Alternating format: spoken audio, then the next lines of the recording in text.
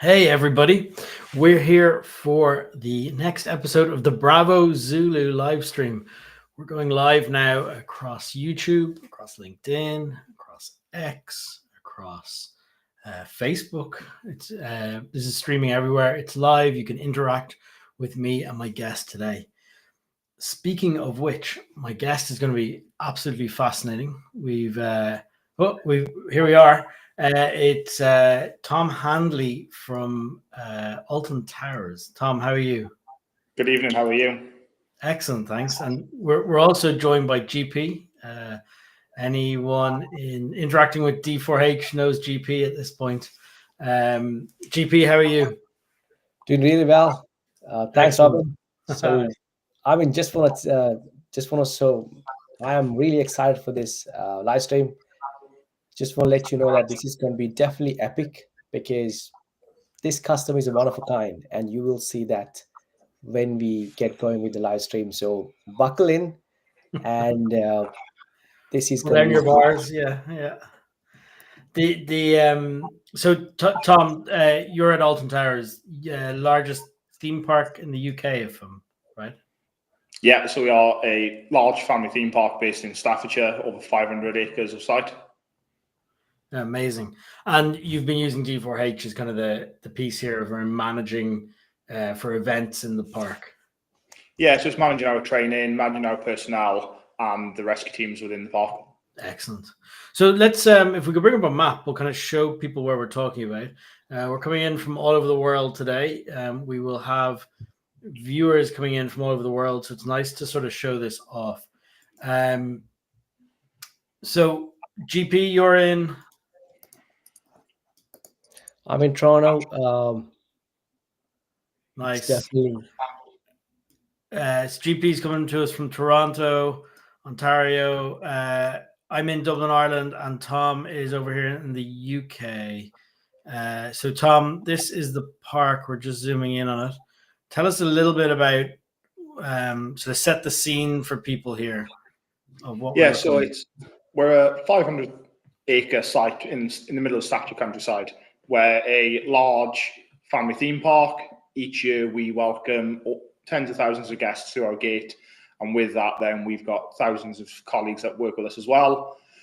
We are a remote site in the middle of the countryside. We face unique challenges. We are pretty self-contained due to where we are.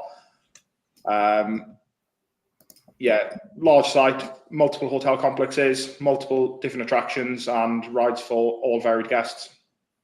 And so you're talking there about, you mentioned it's a remote site. So what additional preparation do you have to do because of that?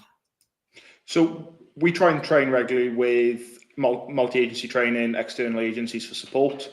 We do a lot of in-house training. We've got in-house teams to try and be prepared for any kind of eventuality we might face. Yeah, very good. No, it's fascinating. We might bring up some pictures here as well to sort of document this, and we'll get stuck into what this is like. I mean, a lot of people wouldn't expect that a theme park has their own resources in this sense. What the safety and security team, what's it comprised of? So I'm the security medical manager. So we have quite a small team underneath us that vary from the result first aiders through to the result security officers, and then a control operations team as well that manage all the control room activities for us. And then because we are primarily employed in that role, we've got multi-skills. So we all hold additional skills, whether that is both being security and first aid, or security and water rescue, or security and rope rescue. And then some of the teams are first aid, security and water. And they kind of all roll around into each other to support each other in different ways. It's amazing. You're very, very prepared. As GP was saying there at the start, it is unusual. People don't I think expect this. And I know, Tom, when we met, and I should say, actually, I see David Wilson in here on comments. Hey, David, if you'd like to interact with us, we're on the comments. Just wherever you're watching this, type in a comment. Katie is in producing in the background, and she's able to put your comments up on screen here and choose which cameras are on where. So please do ask any questions for Tom. So Tom, like people, I think they jump to these images of sort of upside down top of a loop stuck on a roller coaster when they hear this. And you were explaining to me actually almost everything is designed that you step off. Yeah, so everything is the same. It's a step off ride. There is no real drastic stuck upside down, stuck in a big inversion. It is very, very much you step onto the ride, you step off the ride. It's just being prepared for those worst case eventualities that could occur. Exactly. And so there's platforms and steps and everything at all the points where something would come to rest. Yes, exactly that. The rides they're there, they're safe. Yeah. It wasn't something I expected that would all be built in, I have to say. So the safety and security team, you guys are obviously when the park's open, you're on call in the park, and you're collaborating. Is it using radios? Is it control room? How does it work? Yeah, so we've run a fully digital radio network, so we've always got comms with each other. We also run currently running WhatsApp groups and secure links that way. One thing I'm really excited for this year is to start using the alerting package. That is something that's coming to us this year. So we're looking forward to start getting D4H alerting rolled out across the site, just to enhance that readiness and the communication elements for us. Yeah, lovely. And so can you talk us through like an example of a type of event that might be, and like what's kind of the little and large of that? I mean, where's the scope of it? So we can go from anything from a small first aid event all the way through to those worst case eventualities that could occur. And it's just being prepared for those kind of things that could happen. Like any large public site. I mean, our site open to the public. So these could be security related. They could be terrorism related. They could be. I mean, it could be anything that could happen at any. It's anything that could happen. When we as I said, we're a large site. We welcome thousands of guests a day through the gates, and with that brings unique challenges. Whether that is, as I said, small scale first aid, through to anything you could think of that would happen in a small town, we could face here. When we've got that number of people present, anything could happen, and it's just being prepared in the best we can and having that readiness available to us. And I'm amazed as well at the amount of coordination that goes on in terms of watching weather, watching other pieces, just making sure that the park is constantly safe. Yeah, so we've now integrated in with Tomorrow.io, so we run that as well, based on other conversations that we've had with you guys. So it's all about being prepared in the best we can be for a streamlined operation. Yeah, brilliant. In terms of communicating to visitors, what kind of way do you have? Is there PA systems or how does that work? Yeah, so there's park audio. So everywhere you go at Alton, we've got a audio system which enhances the atmosphere and the immersion of the guests. It's all about magical days out for us. Music playing everywhere you go. Yeah, so everyone's themed, but with that, then it allows us to be able to communicate back to guests. So we've also got the Alton Towers app, which with the power of push notifications, we can get notifications out that way. We can use the PA system and the audio that's out there. And then on top of that, then we've got totem board digital signage, which is great for putting out notifications and messaging to mass. And so if you have an incident, I assume you've got pre-plans. Yeah, so we've got full continuity plans, pre-planned packages, and that's something that we've utilized D4H a lot for, is having that central library to be able to go and find all our policies, procedures, and then using that to train back out to our teams through the tasking element. Yeah, wow. That's excellent. So are you using colors? Are you using code names? How would that work? So we've got a mixture. We've got color codes and we've got then number codes, depending on what it is. So if it's so what happens? So do people know those colors? How does it, like, what kind of training are people getting around that? So we get our annual training packages. So we've literally today pushed out all the new security training SOP procedures for this year. So it's great for us to be able to push them out through D4H as a task, and then get the team to log into D4H, rewrite, review it, and submit it as read. So that's been a great element for us, is being able to track the competencies of colleagues through the platform. Oh yeah, brilliant. You must do drills, simulations, training. Yes, we're constantly exercising, whether that's internally with our own teams or multi-agency exercising. Yeah. The photo on the screen now, that is a multi-agency exercise and some multi-agency training that we did last spring. So what's going on here for people who might not understand what they're looking at? So that was multi-agency training with some external agencies they were using our venue as a training area. Yeah, I mean, a great site for other agencies to come into when you're closed. It is. It provides them with unique challenges that you can't get everywhere. So it was giving them the opportunity to come in and use some different structures to do their unique training. So there's a highline rope rescue system in place there. So they were using our venue to do that, but that allowed us to rehearse our training with communications and the management of that kind of event. And you've got everything there from the rides themselves and kind of unique structures and hazardous structures and areas all the way around to a water park. Yeah, so we go from high level roller coasters down to family coasters, flat rides, water rides, 5 hotel properties, and then a large indoor water park as well. And you talked about water rescue? Yeah, so we have a rapids ride. We have with that then a team that are trained to work in and around the water. Yeah, I mean, if obviously if you have to retrieve something from the water, it's you want to be in one of the rafts, not in the water. Exactly that. It's we follow the national guidelines set out in water rescue. Yeah. So our team, which I head up, are all same standard, same training as the multi-agencies we train with. So it's a continuous improvement and development. So we all know how to work together, multi-agency working. That's cool.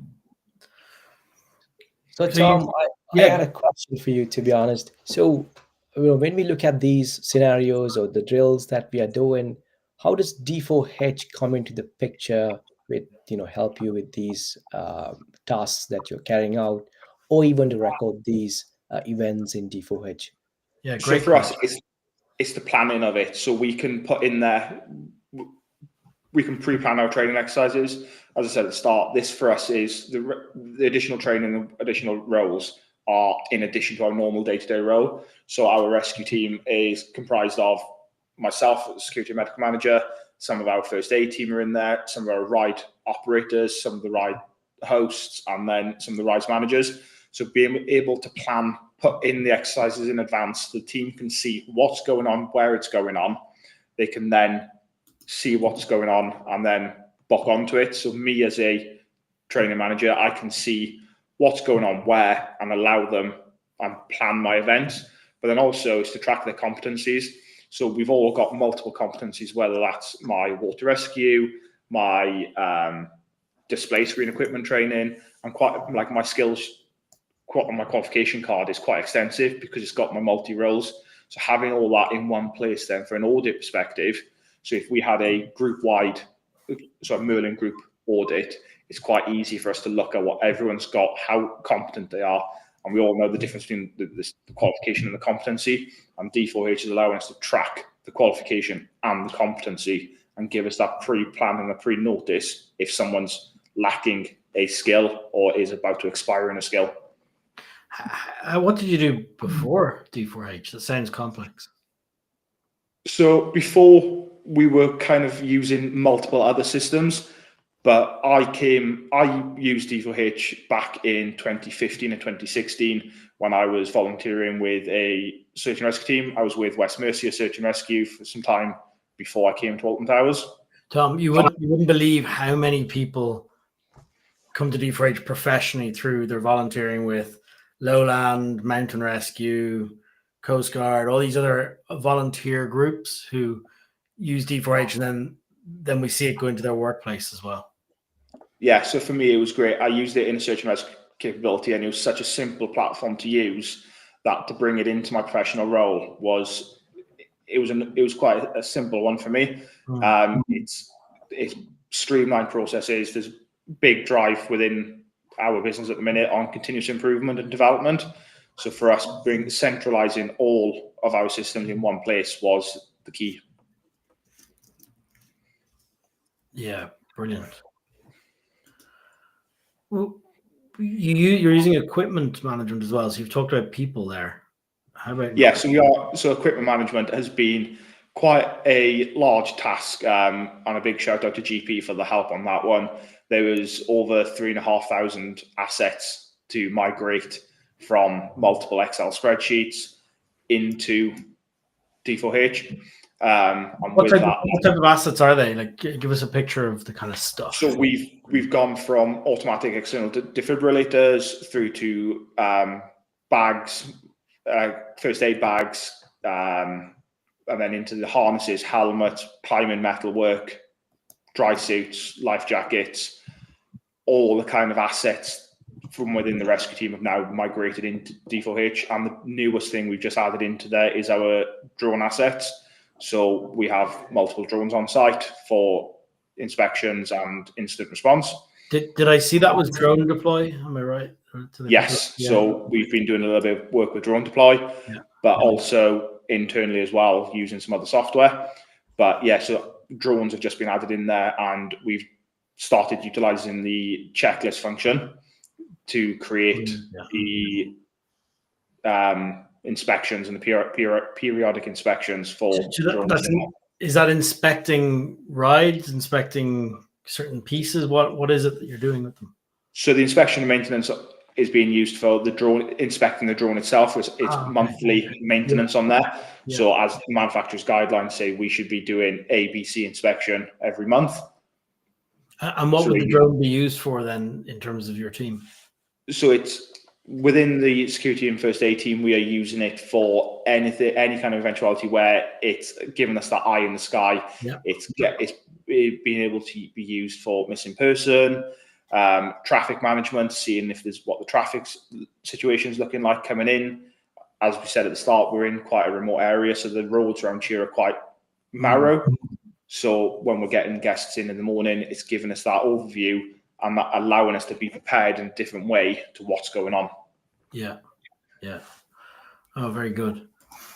No, this is all fascinating. We've gotten some comments here as well from, I wonder, it's probably some of your team in there. I see Sean in Christchurch, New Zealand. Not too bad, 11 a.m. for Sean. We're on fairly late today. And there's a couple of others I can't see names on, but people loving the live stream. Hello, Sarah Love, bigging up the Alton Towers security team.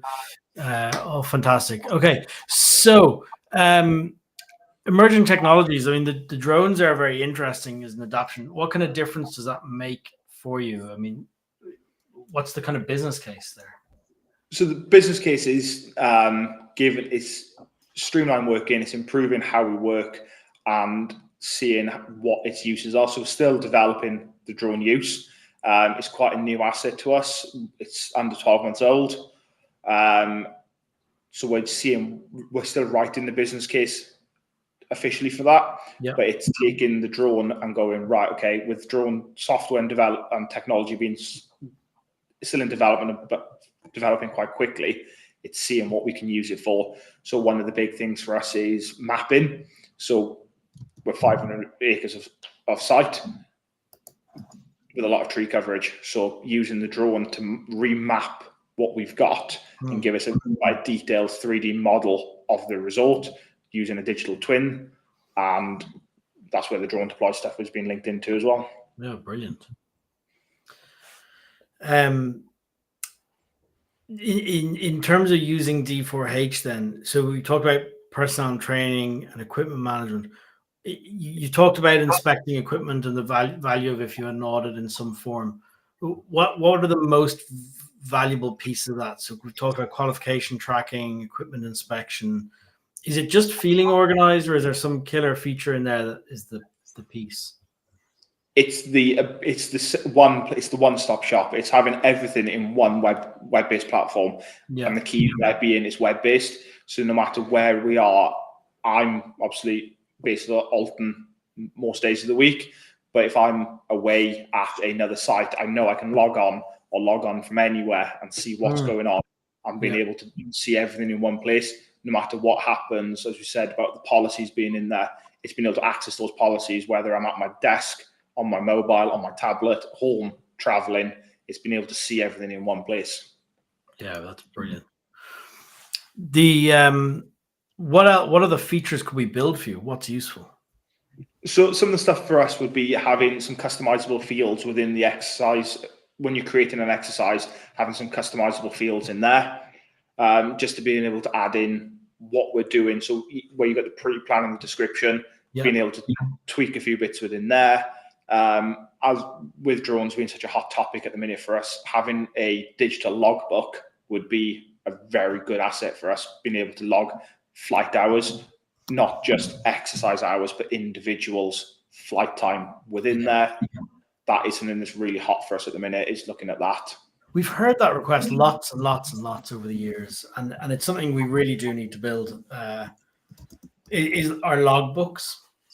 I think that our vision for it is that you would be able, if you imagine being able to create the columns in a logbook yourself. So you choose this logbook is called the drone hours logbook, and then you choose the column. It's the date of flight, hours, what equipment was used, and some other drop downs and pieces that you want to have or comment, and then a sign off possibly as an option field as well. Somebody else. Yeah, that is the kind of thing that we're looking for, is we'll see date, time, and then actual minutes and seconds per person that attended that exercise.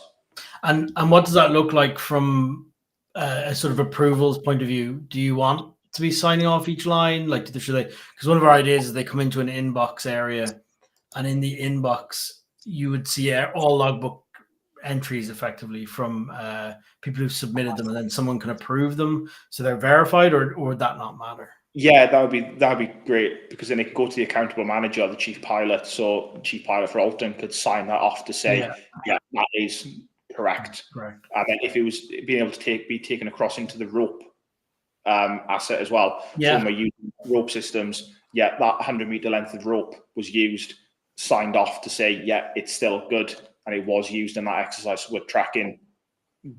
We're going more granular with our tracking. Yeah. GP might be able to show you some bits on that. I think there's a few little bits around equipment usage we could do, or an as needed inspection after use. GP might work. Trying to think, we could probably get that. What the logbook would be excellent for is tracking the rope, the techniques used by the person on the climb.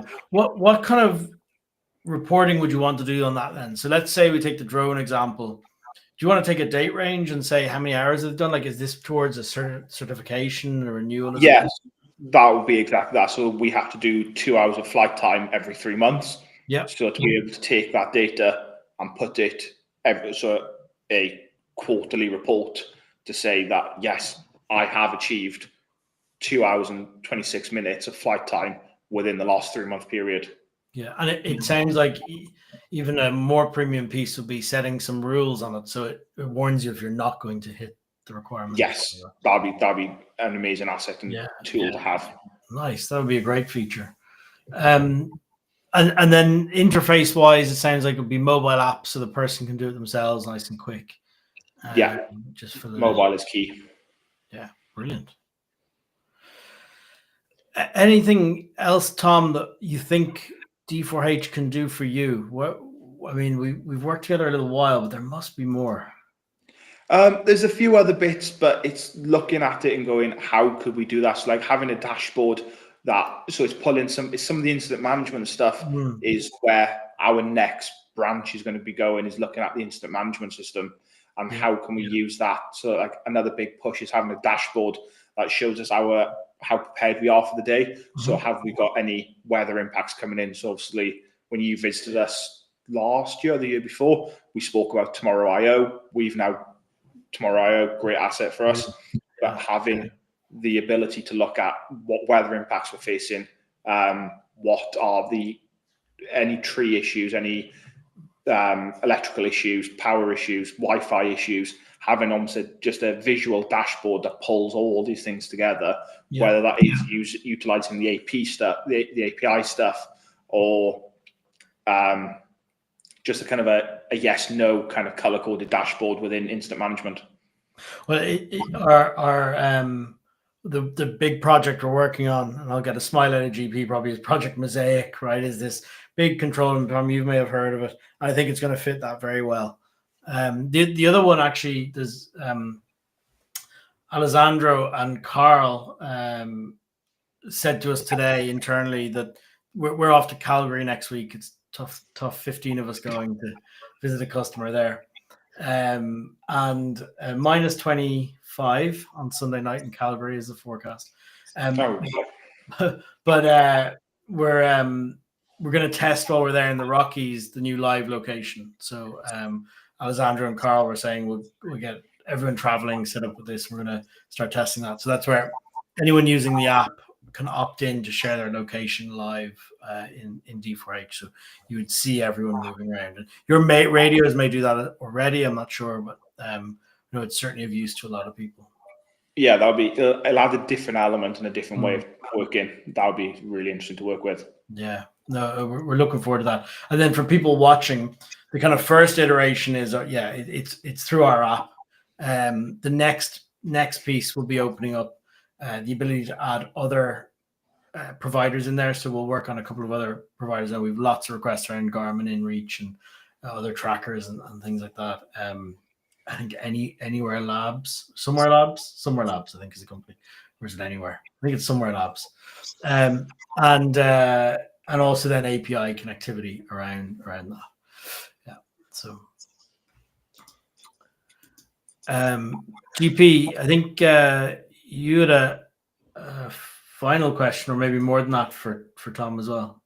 Yeah, I had just one more question as well for Tom. So I know, Tom, you and I have talked multiple times about equipment inspections, and we got that, side of the house tip top.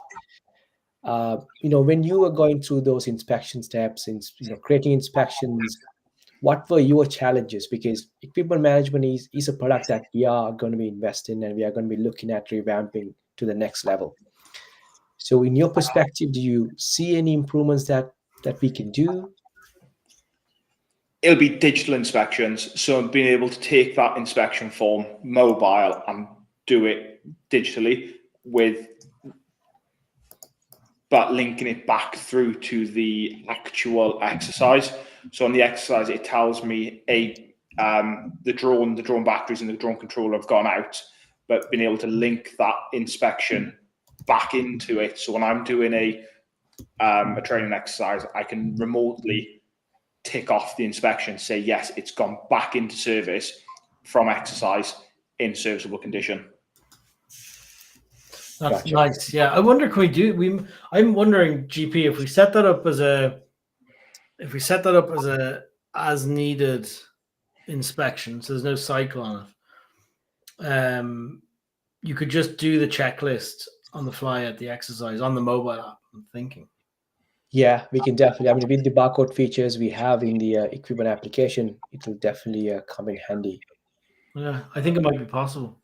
Yeah, for sure. To do. The other piece you can do, Tom, I don't know if you've seen it.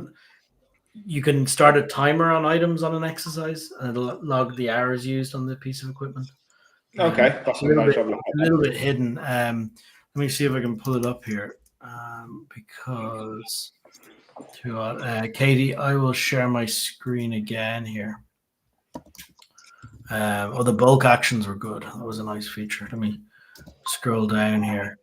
Where are we? There's me.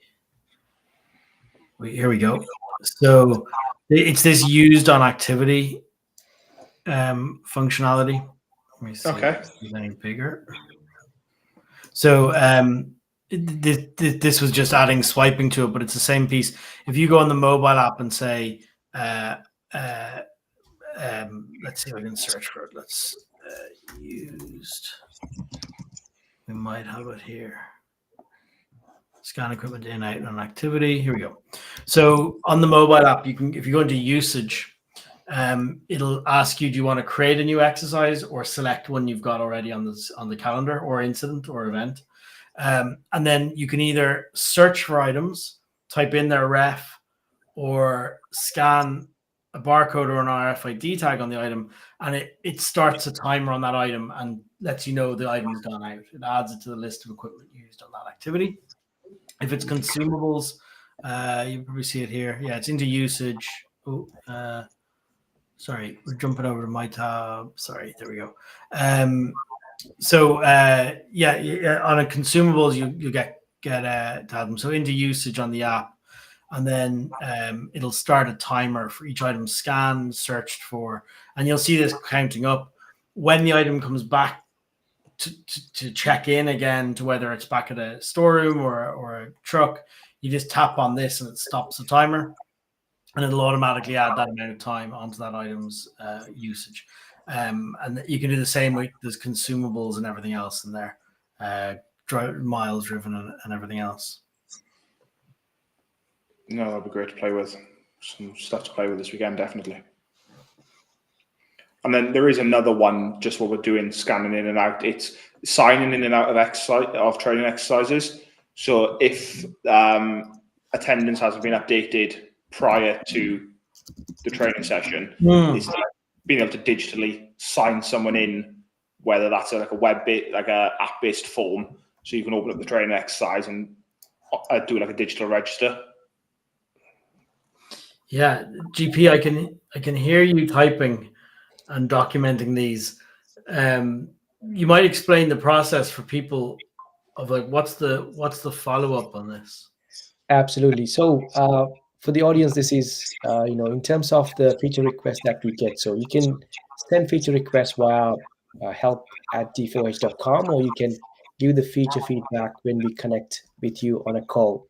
So all of these features get recorded in our internal system, and our customers team present it to the product team every Friday, meaning that every feature request that you request, this could be a brand new feature or a +1 request of an existing feature.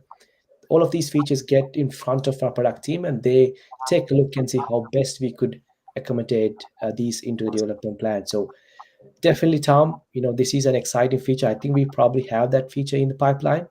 I did type that one down so that I can add a +1 for Alton Towers. So very exciting. And yeah, as I said, equipment management is something that we are seeing with customers, and it's picking up a lot. And I'm sure Robin will agree on that as well. Robin, just I have one more question. This is probably the $1 million question. This is the $1 million question. Yeah, I mean, to be honest, I've been to Alton Towers once. Trust me, it was exciting and thrilling at the same time. So, Tom, for the audience who are listening to our live stream, which ride would you personally recommend for them to take on if they ever travel to the Alton Towers? Put me on the spot there, GP. Fair play. Which one? There's going to be a lot of criticism with this one answer, but it'll probably be going back to Nemesis Reborn. Nice one. Nice choice. You had to be brave, team. So if you're listening, you had to be brave. And if you are, weak heart, it might not be for you, but it's worth the risk. I'm telling you. Did that, Robin? Yeah. Tom, thank you so much for joining us on this. It's been absolutely fantastic. Thank you to all our commenters. I can see there's loads of people watching this on YouTube. They're a little quieter than normal, but there's loads of them there. And thank you from Katie and Amy as well, who are doing production. See you soon. Guys. Take care. Bye now. See you. Thank you.